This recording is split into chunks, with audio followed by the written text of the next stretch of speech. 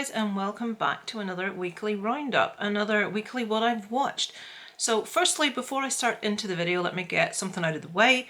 If you're watching this on Wednesday, if you've watched it early enough, I will be on a live stream tonight at 7:30 UK time on Playtendo Guys channel. So if you want to pop in and have a chat or ask us any questions, feel free. I'll be doing that this evening. Also, I have to massively plug my buddy Joe at Geeky Hijinks channel. He actually does a weekly roundup as well. I've just watched his today. They are endlessly entertaining. They're all done in one take. The guy's personality just kills me. He's like, when he's talking, it's like my twin. It's like everything I think about every movie and he's saying it. It's like, he's a fun guy. Go and check out his channel and his weekly roundup. I will put below a link to Playtendo Guys channel, to Joe's channel, and also I must say the Rubber Ducky Awards will be coming up soon. I'm sure if you're on my Facebook or my Instagram you will have seen me talk about it. That will be on a live stream on the 6th of February. The closing date for voting I believe is the 31st of January. I will try to put a link to that voting in below as well if you want to do that. I am really excited to be reading the nominations for one of the categories, so cannot wait for that. I'm getting the drinks in, I'm getting the nibbles in, and I am enjoying. That's going to be like my Oscars, sitting down to watch the Rubber Duckies. What could be better? So without further ado folks, let's get stuck into what I watched this week. Okay, so let me try and remember where I left off. Right, okay, I remember. Although I watched Scream, the new Scream, on the Monday of the previous week, I did talk about it the week before, so I don't need to talk about Scream. You know, I did enjoy it. It probably is second in the franchise for me now, or maybe joint second with Scream 2.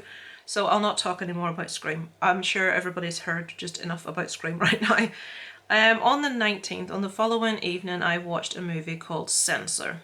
Okay, this one's been out for ages. I have not got round to it.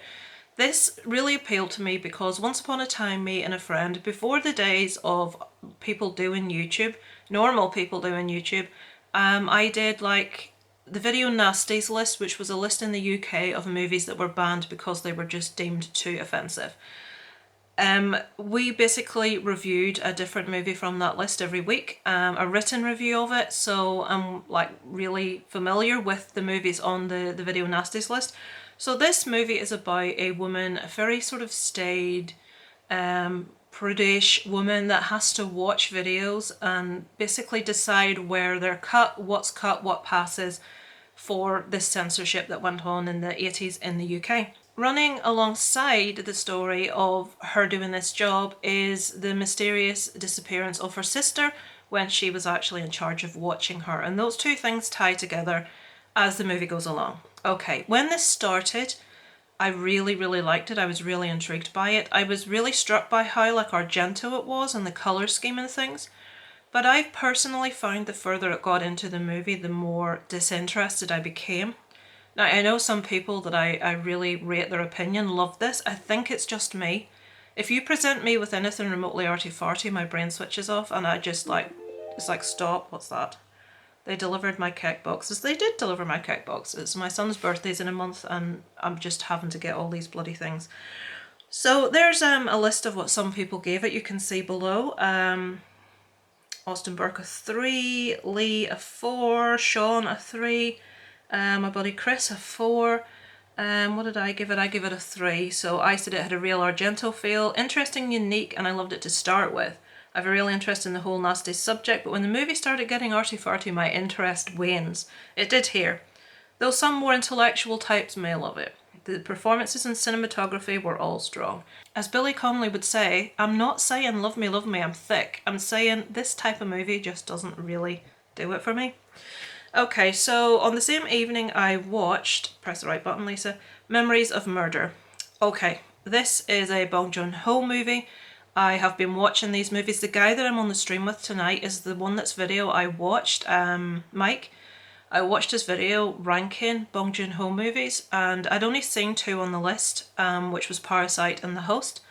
And I very quickly noted down the others that he mentioned, and this was one that really interested me. This is loosely based on real murders that happened in South Korea. And at the time of this movie being made, the murders had not been solved. This just has a complete feel like his other movies. Let me just tell you what I wrote. Each time I watch a Bong Joon-ho movie, I come away impressed, and this is no exception. His characters are so well fleshed out, interesting and unique, and have a real genuine feel about them. To make a movie based on a real unsolved, at the time, spate of murders and have the viewer come away satisfied is quite a feat in itself. The final shot is just genius, especially when you read the director's reasoning for including it. So yeah, and that's below that is the gentleman that he's on here as Michael Wood. Yeah, he's Mike on YouTube, Michael on here. So yeah, thoroughly recommend that. I give it a 4.5 out of 5. I tend to try and do these in one take too, Joe, and you can see how much waffle and just needless stuff that I come out with.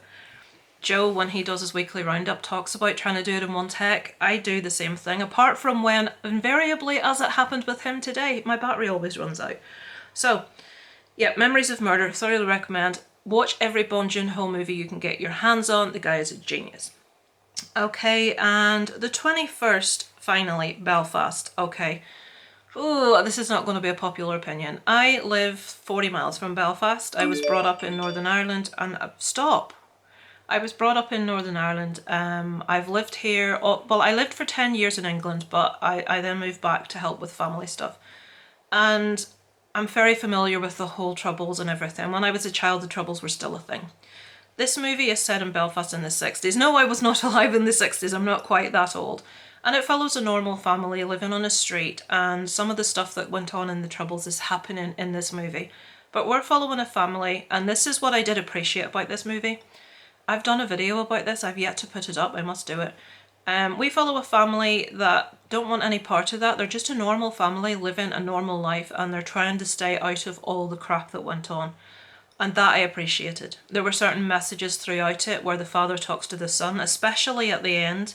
And I'll not tell you any of it. I don't want to spoil it, but I loved what the father said to the son at the end, and something we discover about the little girl that the son has a crush on. So that was beautiful. Now, let me get to what I didn't like. I found Jamie Dornan's character really dull. He didn't have the air of a typical Northern Irish man.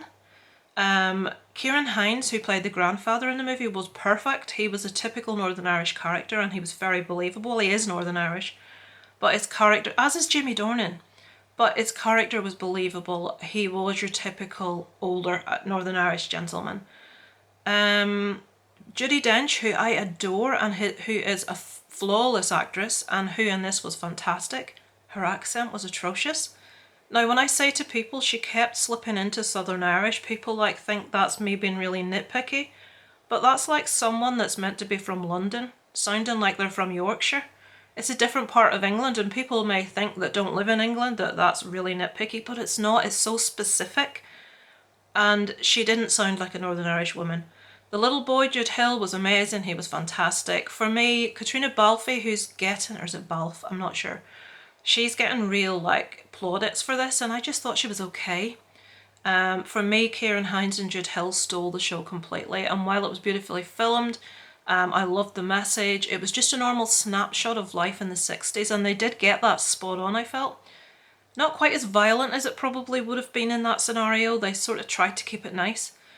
But Jimmy Dornan at one stage is dancing in the street, and at another stage he breaks into song. And for me, the character was so dull.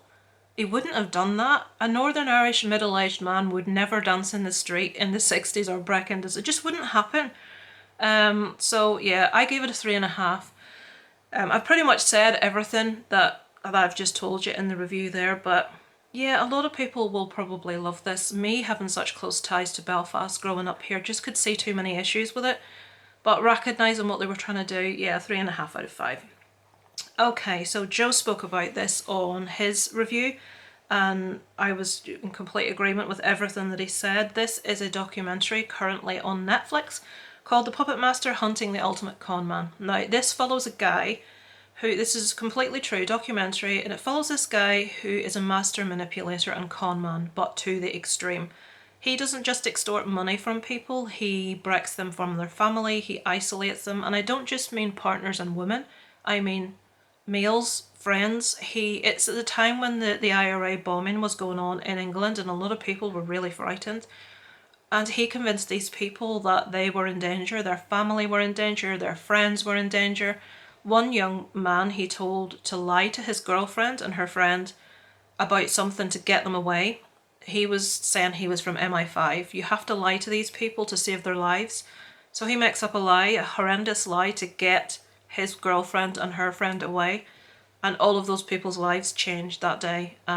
They were separated from family members. They were constantly trying to get money from their family to give to him, which he said he was using for paying for their protection.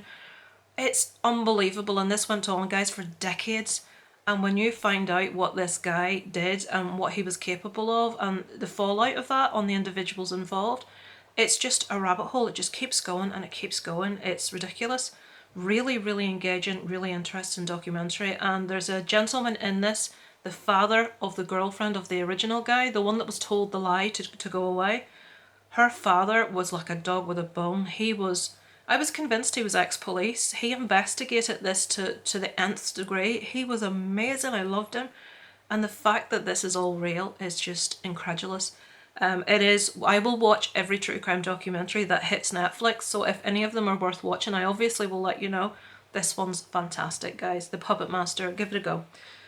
It will pay off. It's well worth it. Okay, on to the following evening, and we have another Bong Joon-ho movie. This is Okja.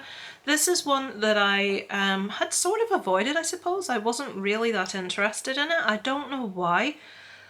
This is just a real fantasy type movie. I've said, as with all Bong Joon-ho movies, this one is wonderful, it's beautiful yet barbaric, as heartbreaking as it is heartwarming.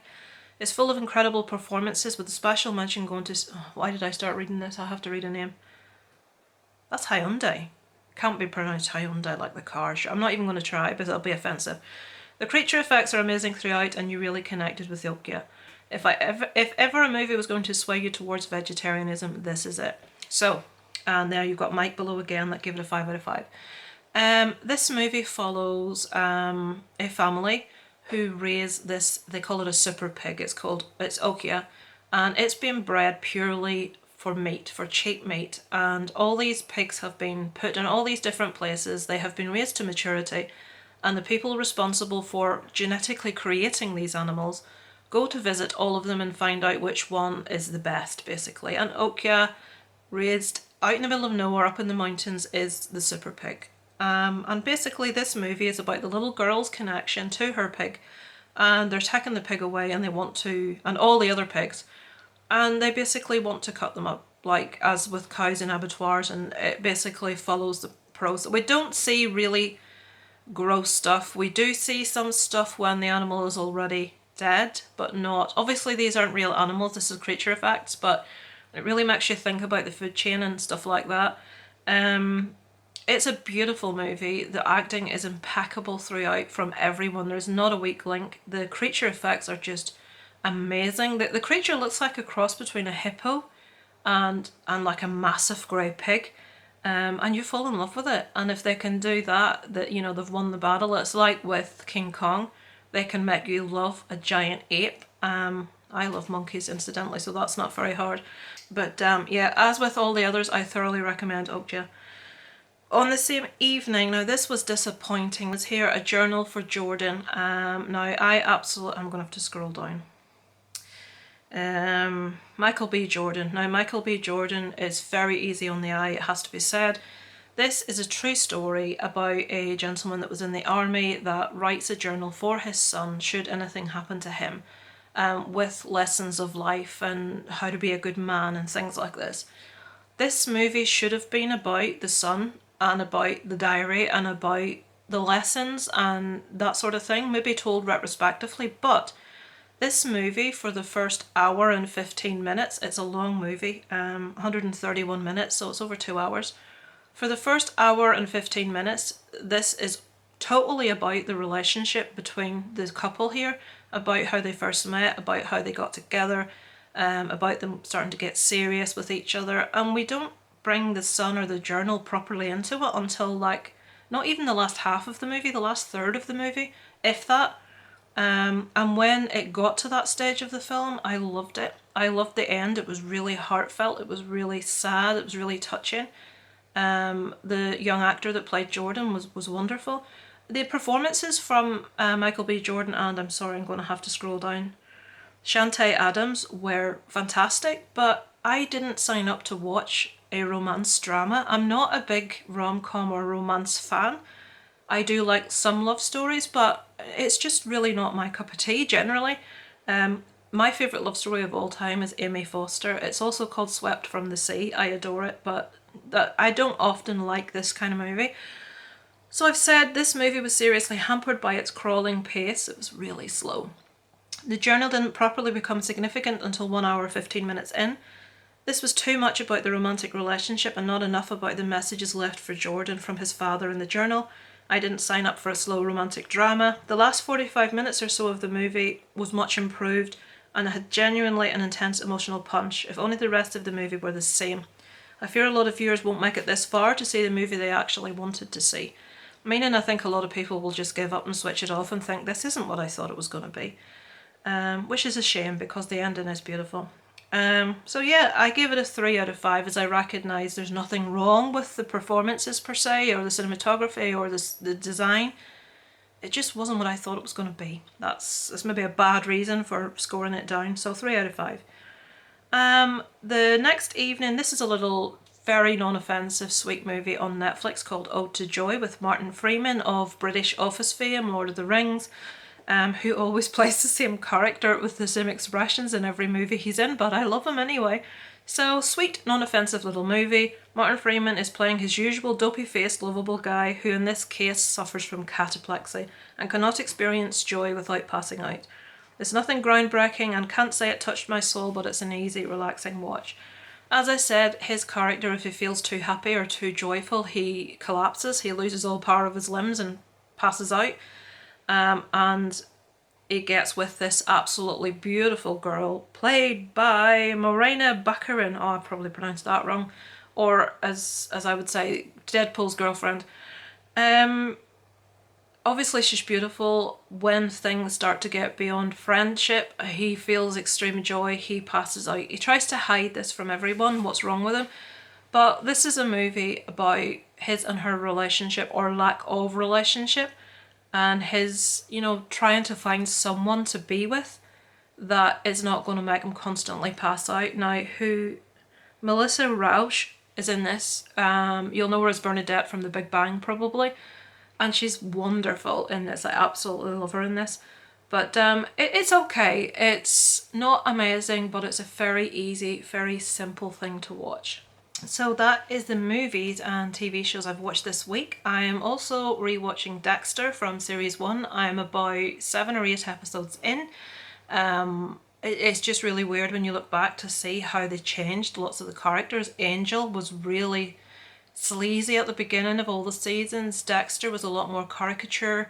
It's interesting to see how they changed things as the seasons went on and the individual characters. I am playing, now I've never included this bit, I maybe refer to it in passing, but I don't really talk about these much, but when Joe did I thought, yeah, I'm going to nick this from you, Joe. Games that I'm playing, currently I'm playing Assassin's Creed Valhalla on the PS5. I finished Assassin's Creed, what's the one set in Egypt called? Lisa, Odyssey. And I absolutely adored it, so I got Valhalla and I'm liking it, but nowhere near as much as Odyssey as yet. Maybe I need to get further into it, but you seem to have more control over special moves and things that your character could do in the old game, but in this you just seem to be bashing stuff and hoping for the best, which isn't how I want to play a game. But yeah, battery. You see, I said when Joe and me is just like the male and female versions of each other. His battery ran out in the middle of filming. My battery's just ran, honest to God. So what was I saying? So yeah, I'm playing Assassin's Creed Valhalla at the minute, which is basically set in a Viking sort of era, and you have to like pillage people's towns and build up your village and like form alliances and all this stuff. So that's what's going on right now. I do have Ghost of Tsushima to play, which I'm really excited to get into. But I deliberately held off on it because I wanted to keep the same, like, when you get used to a certain game, you want to play the next game in that series because you're used to how all the controls work and how the whole ins and outs of it. It's like Red Dead Redemption. If you leave it, sorry, Red Dead Redemption 2, my favourite game of all time at the minute, if you leave it for a while and you go back to it, you've forgotten how to do everything and you end up kicking your horse instead of getting on it. So I wanted to do Valhalla after Odyssey before I played Ghost of Tsushima. Yeah, I shall be playing that next. So that's what's going on in the gaming sense. Dexter's going on the TV sense. And aside from that, I'm watching a little series on Amazon Prime called Crime Gone Viral, I think.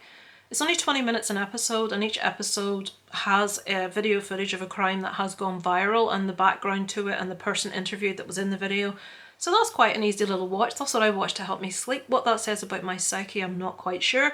But that is what has been going on this week, folks. Thank you as always for watching. I hope some of you may see this in time to tune in tonight on Playtendo Guy's channel. As I said, please check out Geeky Hijinks' weekly roundup as well. You will not be disappointed.